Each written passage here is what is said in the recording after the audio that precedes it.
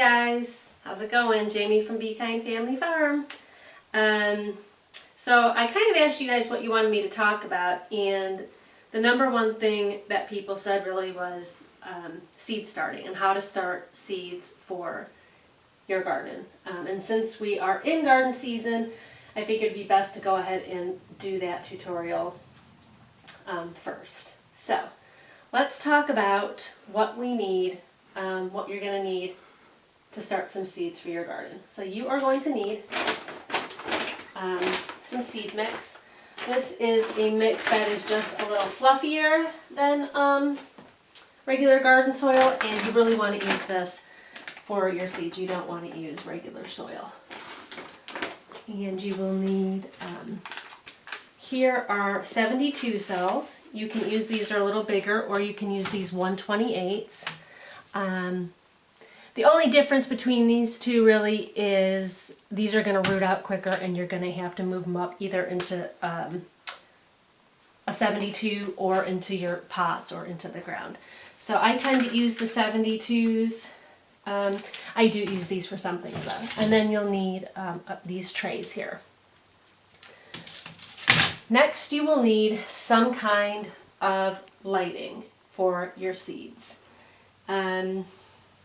I can't remember what kind of bulbs are in here. I'll have to ask Rob. We got them at Lowe's, but I can't remember what kind they are. So anyhow, you'll need some kind of lighting, and you will need, for your warm weather seeds, you will need a heat source of some sort. Most people use heat mats. I'm cheap. I don't have heat mats. I used to have a greenhouse. I used to put them in there, and that would warm the soil. So for things like tomatoes, peppers, eggplants, they all need warm soil to germinate. So what I do is, on our wood cook stove, I have a bread warmer. I will set them up there if we have a fire going. If we don't have a fire going, this year I've been doing all kinds of things. I've been starting my oven, but this can be dangerous, so be careful, and setting the seeds kind of on the oven top, and it gets warm on top, and warming the soil that way. I've also been setting them on the top of my car on a sunny day because the car gets really warm. This all seems to work for me. I just kind of wait. You could even put them in your car. Anything to warm the soil for at least a little bit each day. For things like lettuce, kale, broccoli, cabbage, they don't need real warm soil temperatures to germinate, so you don't have to worry so much about that. So you're going to need seed mix, your cells, your trays, your seeds, some kind of lighting if you can get it. If not, you can set them in a window, but they might get leggy. They really need a lot of light, and the light kind of, if you have lights like this, they need to be kind of close to the seeds, or they will get really tall and fall over, and they'll be no good. So you can set them outside on nice days if you don't have this option. When we lived off the grid, I had no lights like this. I just set them outside when I could, as long as it was like 50 or warmer, for 5, 6, 7 hours a day, whatever I could do, and they seemed to do okay. All right, so next, let's talk about cool weather and warm weather plants. So first what we're going to do is talk about frost-free dates. This is how you're going to determine when you need to plant your seeds. Our frost-free date here, we are Zone 7 in North Carolina, and our frost-free date is April 15th. So for example, on the back of your seed packet, it will say start your seeds 8 weeks before your last frost-free date. So this would be 1, 2, 3, 4, 5, 6, 7, 8. So February 19th would be the day that you would start your tomatoes. Usually peppers are started 10 to 12 weeks before. So you would start your peppers on February 5th. So you take your frost-free date, read the back of the packet, and count back to see when you need to plant your seeds. Now, for cool weather plants, they usually go in the ground about a month before your frost-free date. So that's where it gets tricky. So let's say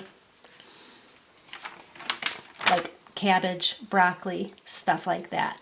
So a month before would be around the 18th.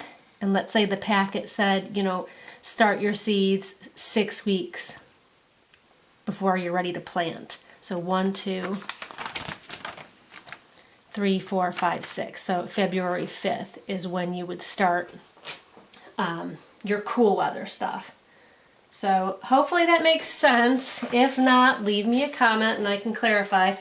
So what are your cool weather and your warm weather plants? So let's go over that. So cool weather, stuff you plant in the spring, stuff that likes cooler temperatures or will not do well, are things like broccoli, cabbage, cauliflower, lettuce, spinach, carrots, beets, peas. Broccoli, cabbage, cauliflower, Brussels sprouts, things like that need to be started inside, and then you want to transplant them outside once they get so big.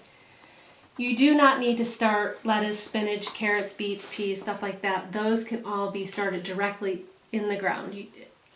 It depends on who you ask, but those things, if you have enough space, I guess you could start them all inside, but seems like a lot of work when they do just fine. Direct sowing right into the garden.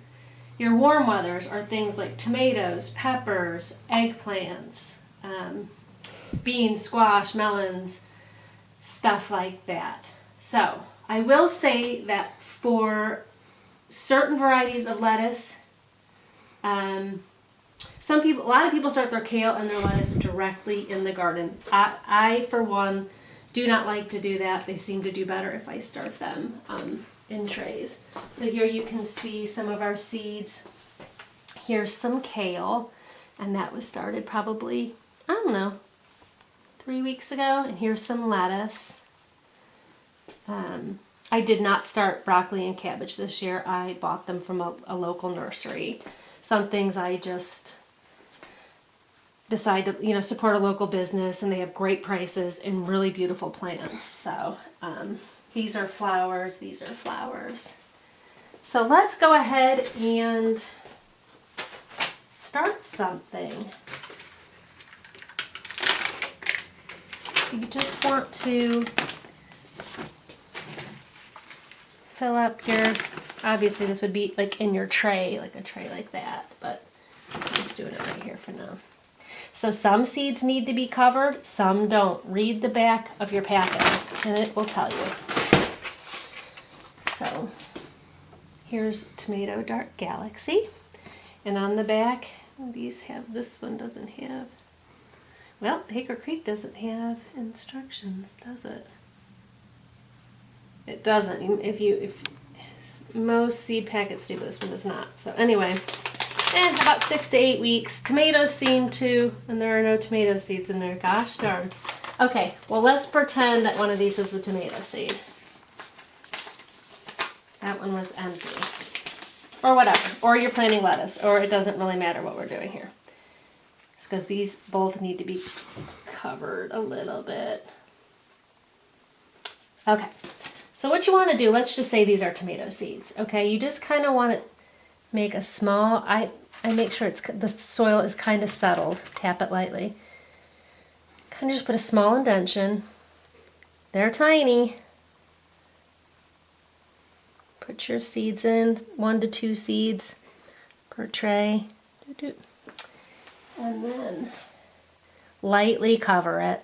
You don't need a lot on top. You probably want them about 1/4 of an inch deep for tomatoes, like so. So you do that. Then you want to water them in. Okay, when you water them, do not take a watering can and dump the water on. It will move the seeds, wash the seeds down. Plus, they don't need a lot of water. You're not really watering a plant. You're just keeping the soil moist so the seed can germinate. So I use my little hand sprayer on my sink. I turn it on, I turn it really low, and that's how I water all my seedlings. Once they get a little bigger like this, you can go ahead and use a hose or whatever. But when you're starting them, you want to go ahead and be careful. So once you have them all watered in, like I said, you can use, you can buy heat mat. You can get them on Amazon. They look fairly cheap. I don't know why I haven't bought one. I just set mine on the stove top for 15-20 minutes a day, just enough to warm that soil a little bit every day. So here are some tomatoes that are ready almost to go into bigger pots. So once they get to this point, and you'll see they've got their true leaves here, their first set of true leaves. These are like the little leaves that first come up, and then these are your set of true leaves.